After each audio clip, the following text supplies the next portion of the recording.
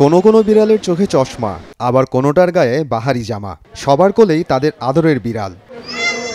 জামালপুরে new college রোডের একটি বেসরকারি প্রতিষ্ঠানে প্রথমবারের মতো আয়োজন করা হয় বিড়াল প্রদর্শনীর, যেখানে অংশ নিয়েছে দেশি, পার্সিয়ান ও মিক্সড ব্রিড জাতের অর্ধশত পোষা বিড়াল। প্রথমবারের মতো এমন আয়োজনে মুগ্ধ বিড়াল প্রেমীরা। আমার একাকিত্ব সময় তারা আমার সাথী হয়ে থাকে, সঙ্গী হয়ে থাকে, আমার বন্ধুর মতো কাজ করে।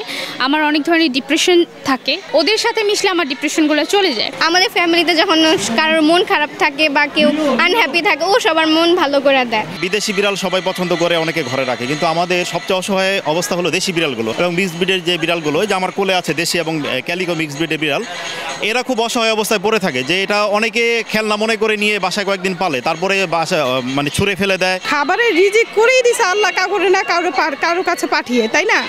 এখন হচ্ছে যে ওদের প্রতি আমাদের একটা মায়া হয়ে গেছে, এই জন্য আমরা আর কি অবহেলা করি না।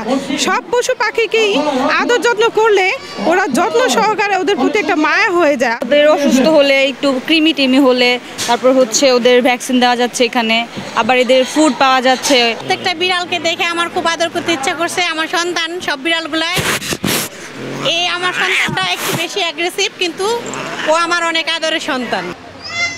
বিড়ালের প্রতি সকলের ভালোবাসা বাড়াতেই এমন উদ্যোগ বলে জানান আয়োজক। আমাদের আজকের প্রোগ্রামে ক্যাট শোতে আজকে ছিল র্যাম্প শো ছিল ক্যাটদের, এবং হচ্ছে ফ্রি ভ্যাকসিনেশন করিয়েছি আমরা, এবং হচ্ছে ফ্রি হেলথ চেক আপ করিয়েছি।